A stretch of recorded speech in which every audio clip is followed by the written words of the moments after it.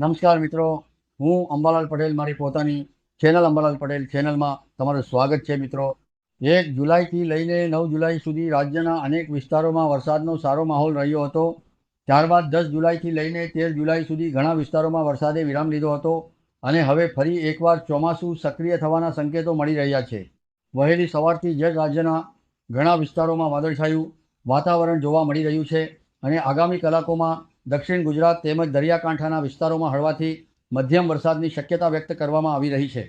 બંગાળની ખાડી તરફથી ભેજયુક્ત પવનો અને હવામાનમાં સર્જાઈ રહેલી અનુકૂળ સ્થિતિના કારણે આગામી દિવસોમાં વરસાદની પ્રવૃત્તિ ધીમે ધીમે વધવાની સંભાવના છે.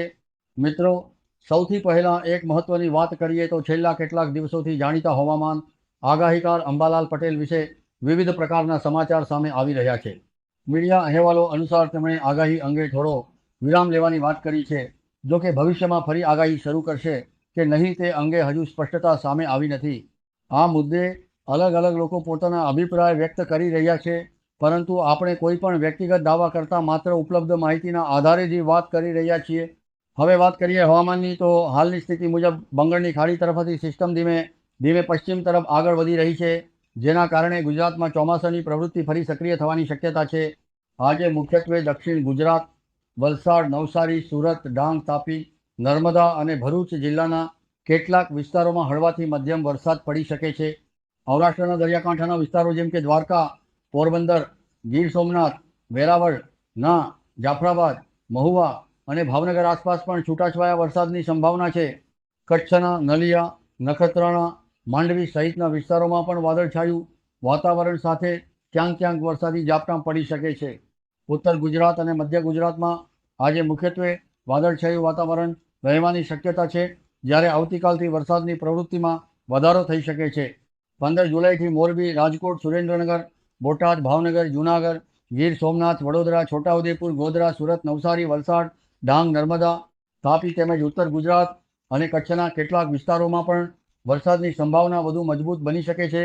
જો કે આ સમગ્ર વરસાદી રાઉન્ડ રાજ્યભરમાં એક સરખો રહે છે એવું નથી. કેટલાક વિસ્તારોમાં સારો વરસાદ પડશે તો કેટલાક વિસ્તારોમાં માત્ર છૂટાછવાયા ઝાપટાં જ જોવા મળી શકે છે.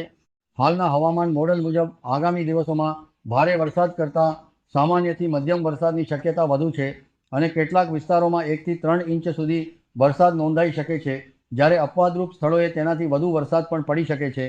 મિત્રો, દરિયાકાંઠાના વિસ્તારોમાં પવનની ગતિ પણ વધવાની સંભાવના છે અને કેટલાક વિસ્તારોમાં પ્રતિ કલાક અંદાજે 25થી 30 કિલોમીટર સુધીના પવન ફૂંકાઈ શકે છે, જ્યારે અમુક સમયે તેની ગતિ 40થી 45 કિલોમીટર પ્રતિ કલાક સુધી પણ પહોંચી શકે છે. તેથી માછીમારો અને દરિયાકાંઠાના વિસ્તારોમાં રહેતા લોકોએ સાવચેતી રાખવી જરૂરી છે.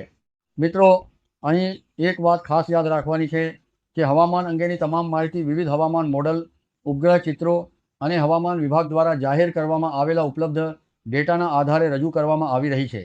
હવામાનમાં કોઈ પણ સમયે ફેરફાર થઈ શકે છે, તેથી અંતિમ અને સત્તાવાર માહિતી માટે હવામાન વિભાગ દ્વારા જાહેર કરવામાં આવતી આગાહીને પ્રાથમિકતા આપવી જોઈએ. આજના દિવસે રાજ્યના મોટાભાગના વિસ્તારોમાં વાદળછાયું વાતાવરણ રહેશે અને કેટલાક વિસ્તારોમાં વરસાદની શરૂઆત થવાની શક્યતા છે, જ્યારે આવતીકાલથી વરસાદની તીવ્રતા ધીમે ધીમે વધી શકે છે.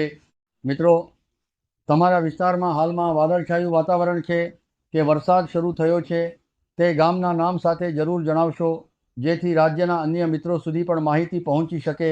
આજના હવામાન સમાચાર અહીં પૂર્ણ કરીએ છીએ. ફરી મળીએ નવા હવામાન અપડેટ સાથે. ત્યાં સુધી સૌ સ્વસ્થ રહો, સુરક્ષિત રહો. ધન્યવાદ.